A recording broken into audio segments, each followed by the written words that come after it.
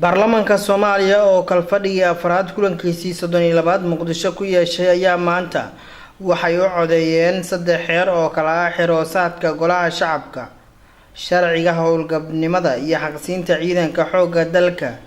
iyo miisaaniyadda dawladda ee 2019 waxaana xubnaha baarlamaanka Jamhuuriyadda Federaalka Soomaaliya ay ku ansixiyeen cod aqlabiyad leh. Gudoomiyaha guddiga xiroosaadka Xildhibaan Maxamuud Macalin Yaxye, gudoomiyaha guddiga difaaca ee baarlamaanka Jamhuuriyadda Federaalka Soomaaliya Xuseen Carab Ciise iyo Xildhibaan Siraaji oo ah gudoomiyaha guddiga maaliyadda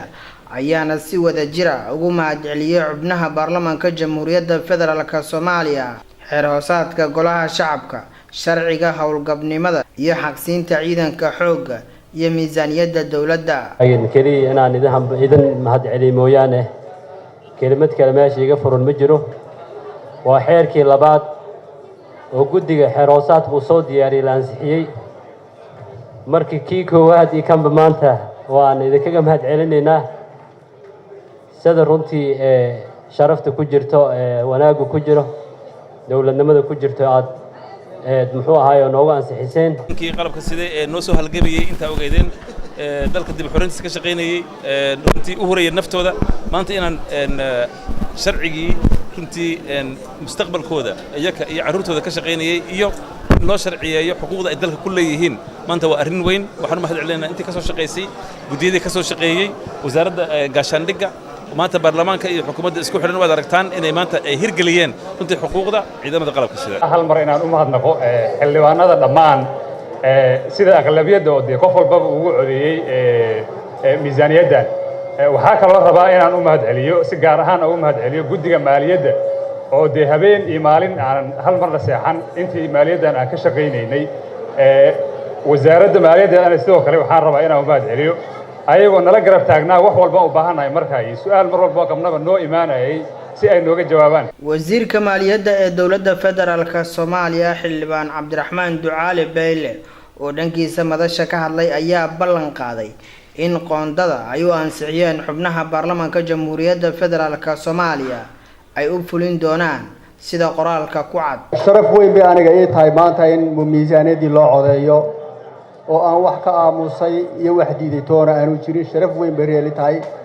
sharaf ka weyn oo weydiisan kara wasiir halkan iska soo taagan inay jirto anigu maleen maayo. waad i sharafteen annaguna really anigoo si qalbi furan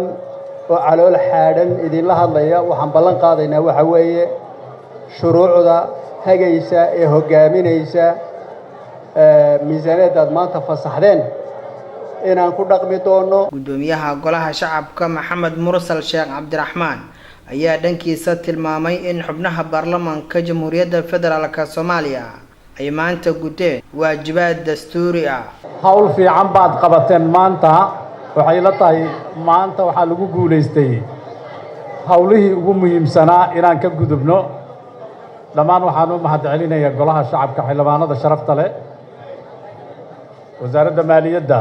oo ayadana beriyahan ku mashquulsanayd hawshan miisaaniyadda, guddiga maaliyadda sidaas oo kale. dhanka kale xogayaha guddiga difaaca ee baarlamaanka Jamhuuriyadda Federaalka Soomaaliya Xildhibaan Sadiiq Warfa iyo wasiirka wasaaradda gaashaandhigga ee dawladda Federaalka Soomaaliya Xildhibaan Xasan Cali Maxamed Amar Dambe ayaa dhankooda waxay u mahadceliyeen xubnaha baarlamaanka Jamhuuriyadda Federaalka Soomaaliya oo maanta ansixiyay sharciga xaqsiinta ciidanka xoogga dalka. waxaan rabaa inaan u mahadceliyo golaha shacabka ee Jamhuuriyadda Federaalka Soomaaliyeed inaan uga mahadceliyo codkii taariikhiga ahaa ee maanta lagu ansixiyay sharci lambar 6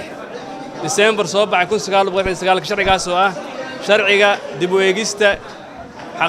xaqsiinta iyo hibooyinka howlgabnimada ciidamada qalabka sida. maanta waxay inoo ahayd maalin taariikhi ah runtii aan filayno in golayaasha shacabka ee baarlamaanka Jamhuuriyadda Federaalka Soomaaliyeed ee cod aqlabiyada ay ku ansixiyeen sharcigan. insha Allah ta'ala sharcigan wuu jiri jiray number 6 ee xaqsiinta laakiin waxa lagu sameeyay amendment. Xasan Kaahiye, Som News TV, Muqdisho.